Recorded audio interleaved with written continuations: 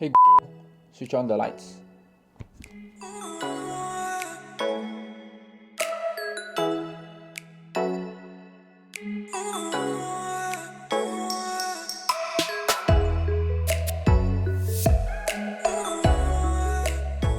Okay, if you have seen my previous video, I did a comparison on different classes of iPads for those who wants to choose and find out which works best for them.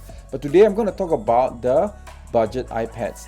I bought myself the iPad 8th generation and I want to compare that to the iPad Air so that you can make a choice for yourself.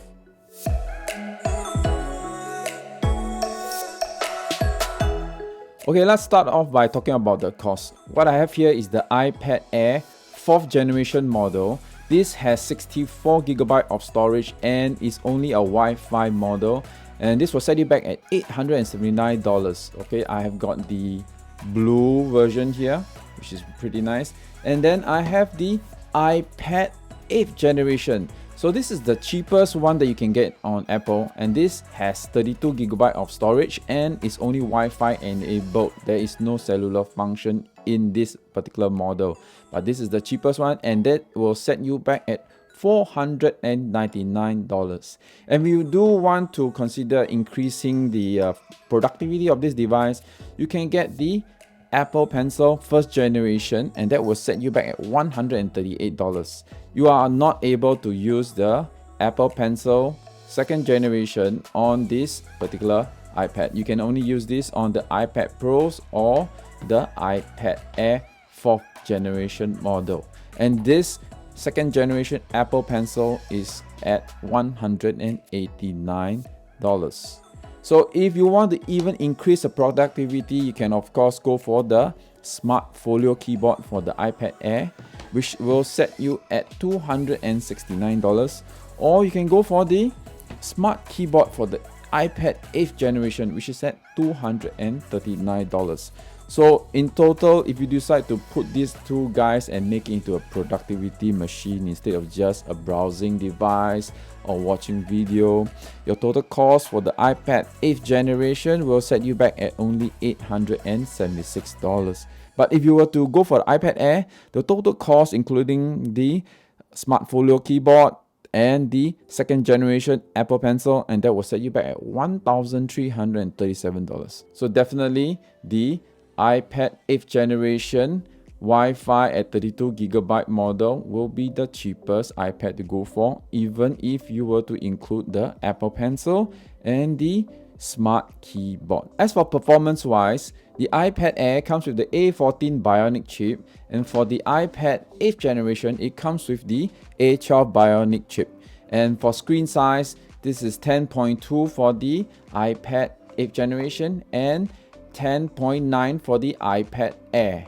The iPad 8th generation comes with just an 8 megapixel camera, and the iPad Air comes with a 12 megapixel camera. As for port connectivity, the iPad uses the Lightning port, whereas the iPad Air already uses the USB-C connector. Weight-wise, the iPad is heavier at 490 grams versus the 458 grams on the iPad Air. And when you hold it in general, you do really feel the difference slightly in the weight.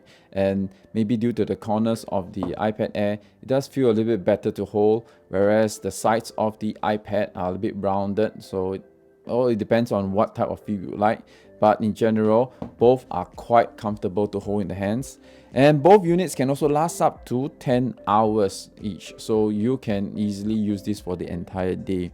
The display for the iPad Air though has a little bit of a better performance or technology, where it has wide color gamut, anti-reflective coating, and even true tone display. Both these iPads still use the Touch ID functions, whereas the iPad Pros are already at Face ID.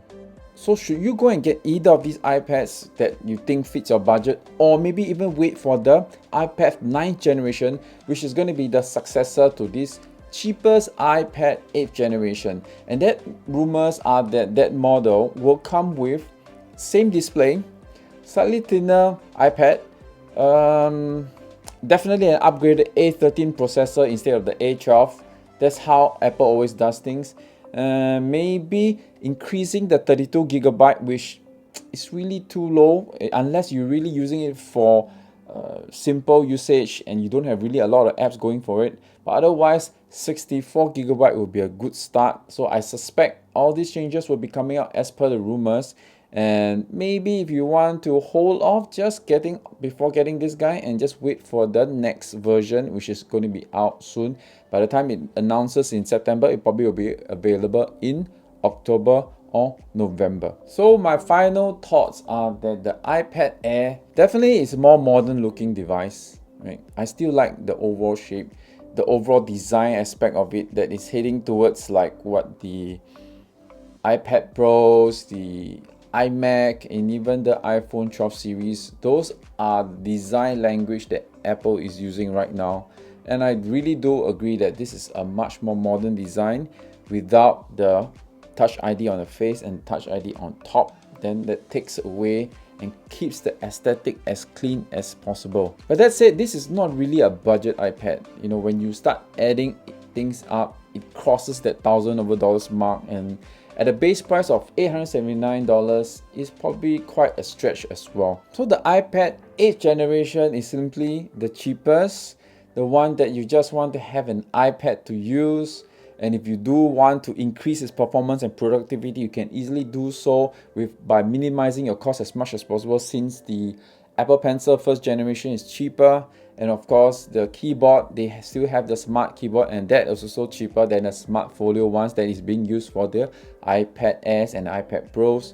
So if you really want to consider getting something now, or you can't wait for the new launch, yes, you should go for this guy. It works well, performance is great, it holds well, it's not too heavy, it's just about right. Of course, the iPad Air will be lighter, but if you want to get something quick, the iPad 8th generation is the one to go. And I've got one hot tip for you.